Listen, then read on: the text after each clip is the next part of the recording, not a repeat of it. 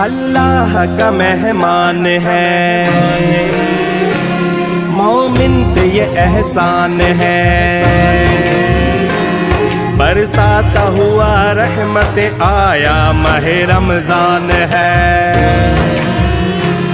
پھر ذکر اعوذ باللہ من الشیطان الرجیم، بسم اللہ الرحمن الرحیم۔ حدیث رسول مقبول صلی اللہ علیہ وآلہ وسلم ہے کہ خوش بخت ہیں وہ لوگ جو اللہ تعالیٰ کی خاطر بھوکے اور پیاسے رہتے ہیں، یعنی جو روزہ رکھتے ہیں۔ قیامت کے روز وہ سیر و سیراب ہوں گے، یعنی حشر کی سختیاں ان پر اثر انداز نہیں ہوں گی۔ سبحان اللہ، کیا کیا فضائل ہیں، کیا کیا خوبیاں ہیں ماہ رمضان کی۔ السلام علیکم، میں ہوں یعقوب رشید، پروگرام احساس رمضان کے ساتھ۔ آج ہم آپ کی ملاقات ایک ایسی شخصیت سے کروا رہے ہیں جن کا تعلق سوشل کاموں کے حوالے سے ہے، اور وہ متعدد فلاحی تنظیموں سے ان کی وابستگی ہے، لیکن باقاعدہ ایک عہدیدار ہیں سونی دھرتی یوتھ کونسل کے۔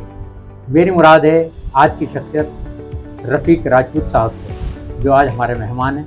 السلام علیکم رفیق راجپوت صاحب۔ وعلیکم السلام۔ کیا حال ہے آپ کا؟ اللہ کا شکر ہے۔ آپ کیسا محسوس کر رہے ہیں آج احساس کے پلیٹ فارم پر تشریف فرما ہوئے؟ سب سے پہلے تو میں شکریہ ادا کروں گا احساس چینل کے روح رواں سرفراز بھائی اور دیگر تمام ٹیم کا کہ انہوں نے آج میرے لیے وقت نکالا اور مجھے یہ پذیرائی دی کہ میرا انٹرویو کرنے کے لیے آئے ہیں۔ بہت بہت شکریہ۔ اور احساس چینل میں گائے بگائے دیکھتا رہتا ہوں، ان کے اور آپ کے انٹرویوز بھی کافی حد تک اچھے مناسب طریقے والے ہوتے ہیں۔ عموماً انٹرویوز تو دیکھے ہیں بہت سے، لیکن جو انٹرویوز جس میں سیر اصل گفتگو ہو لیکن معلوماتی ہو، انفارمیٹیو ہو، وہ زیادہ بہتر ہوتی ہے۔ آپ کے پروگراموں میں انفارمیٹیو زیادہ ہوتی ہے۔ شکریہ رفیق بھائی۔ ہمارا پروگرام چونکہ ماہ رمضان کے تناظر میں ہے، لہٰذا ہمارا جو پہلا سوال ہوتا ہے اسی سے ریلیٹڈ ہوتا ہے کہ آپ نے اپنی زندگی کے بہت سے ماہ و سال گزارے، اور آپ نے اس عمر میں، اس عرصے میں بہت سے رمضان کی بہاریں بھی دیکھی، تو ان سے متعلق آپ کا مشاہدہ کیا ہے؟ ماہ رمضان میں آپ نے بچپن میں، لڑکپن میں، جوانی میں، مختلف ادوار میں ماہ رمضان کو کس طرح دیکھا اور محسوس کیا؟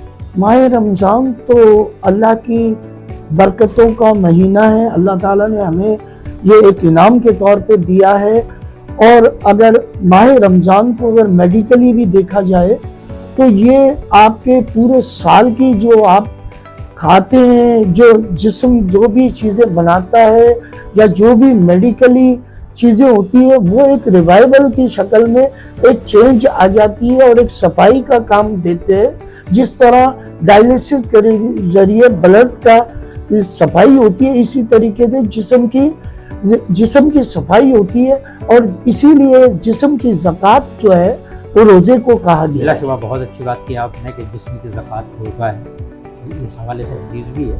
بالکل۔ اچھا رفیق بھائی، یہ بتائیے گا، آپ فلاحی کاموں سے وابستہ ہیں، مختلف تنظیموں سے آپ کی وابستگی ہے، سونی دھرتی سے بالخصوص عہدیدار بھی ہیں، تو یہ بتائیے آپ کے ذہن میں یہ خیال کیوں کر آیا کہ آپ جو ہے خلق خدا کی خدمت کریں؟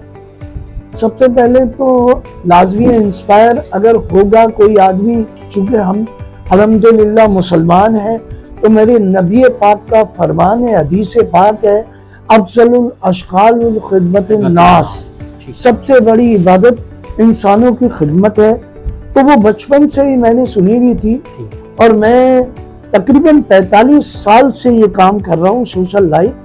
میں نے اس دوران سروس بھی کی، لیکن سروس میں بھی میں یہ کرتا رہا سوشل لائف۔ میں بچپن میں تقریباً 7 سال کی عمر میں ہی تقریباً تھوڑا بہت سوشل کام کرنا شروع کر دیا تھا، جو کہ سوشل آپ کہیں یا نہ کہیں، لیکن کیونکہ 65 کی وار جب ہوئی، میری یادداشت اتفاق سے تھوڑی سی اچھی ہے، تو 65 کی جب جنگ ہوئی 1965 کی، تو جگہ جگہ پر چندے کے باقاعدہ لگے ہوئے تھے۔ مراد یہ کہ آپ نے 1965 میں اچھا خاصا شعور سنبھال لیا تھا۔ شعور سنبھال لیا، بالکل۔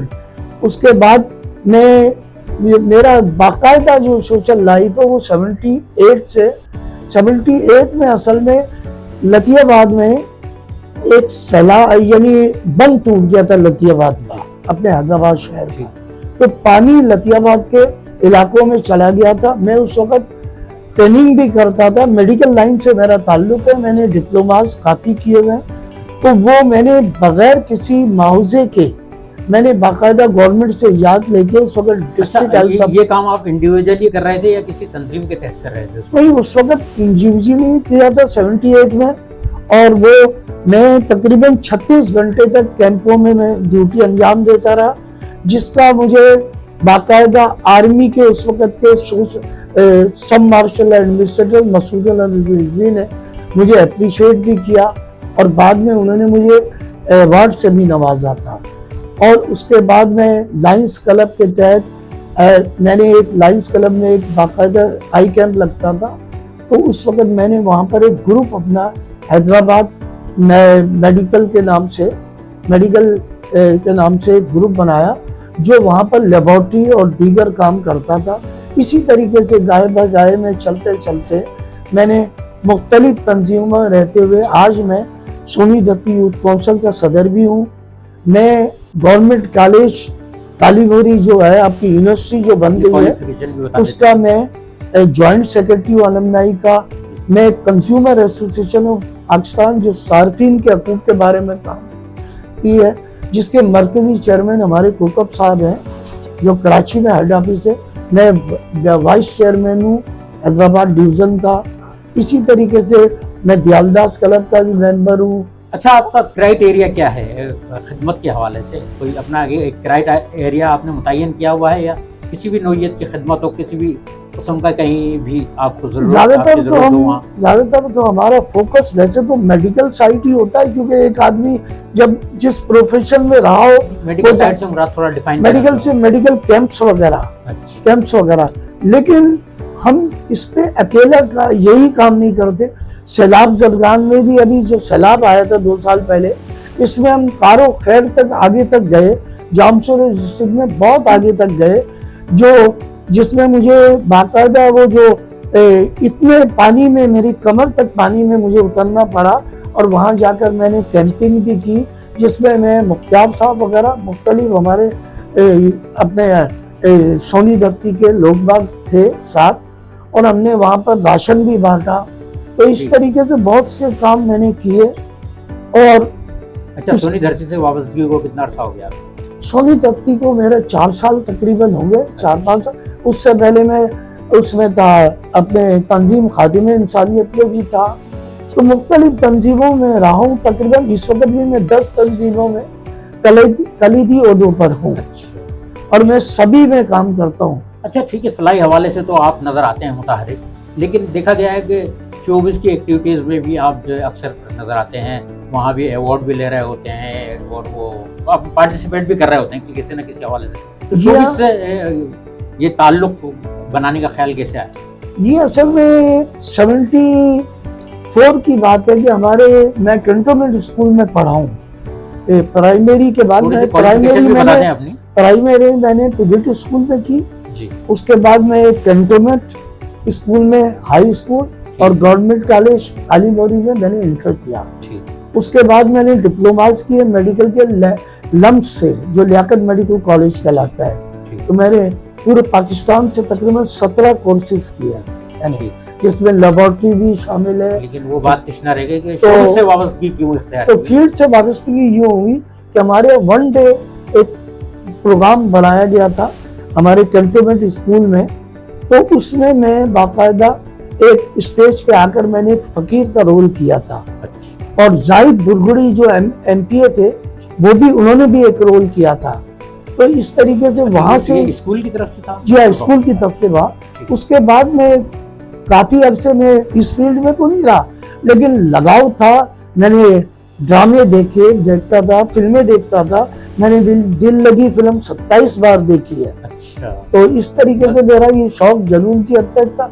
कुछ अरसे पहले हमारे कामरान भाई होते हैं, और आप है ये अपने अंसारी साहब है, इनको देखकर मुझे अंसारी साहब से मुराद आपकी अब्दुल गनी अंसारी? हाँ, अब्दुल गनी अंसारी। تو ان کو دیکھ کر مجھے احساس ہوا کہ ہمیں بھی کچھ اس پہ پارٹیسپیٹ کرنا چاہیے. تو سونی دتی یوتھ کونسل کے تحت ہم نے باقاعدہ ڈرامہ بھی کرایا اور ورائٹی پروگرام بھی کرائے, مختلف گانوں کے بھی پروگرام کرائے.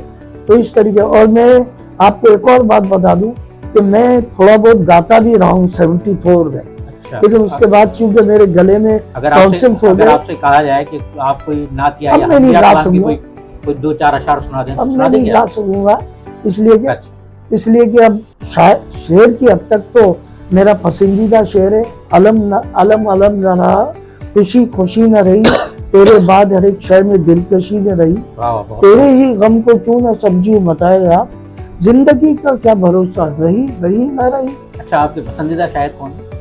حبیب جالب. حبیب جالب. حبیب جالب کی شاعری ایسی ہے کہ حبیب جالب جیسے لوگ صدیوں میں پیدا ہوتے, اور افسوس کہ ہم نے بالحسن قوم انہیں پذیرائی تو دی لیکن ان کا خیال نہیں رکھا, اور شاید ان کو بھی اپنے خیال کا وہ مقام و مرتبہ نہیں ملا جو ملنا چاہیے تھا انہیں, کیونکہ بڑی قسم پرسی کی زندگی گزار کر گئے. بالکل, ان کے یہاں تو خودکشیاں تک ہوئی ہے, یہ ان کی تاریخ ہے. آج بھی ان کی بیٹی اپنے ایک چھوٹا سا کام کرتی ہے.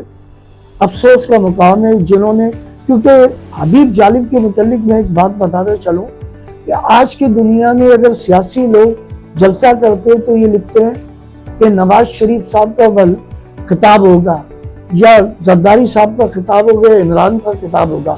پہلے یہ لکھا جاتا تھا کہ جی شعلہ بیاں مقر شورش کاشمیری یا حبیب جالب کی شاعری سے لطف اندوز ہوں گے یا ان کے خطابات سنیں گے.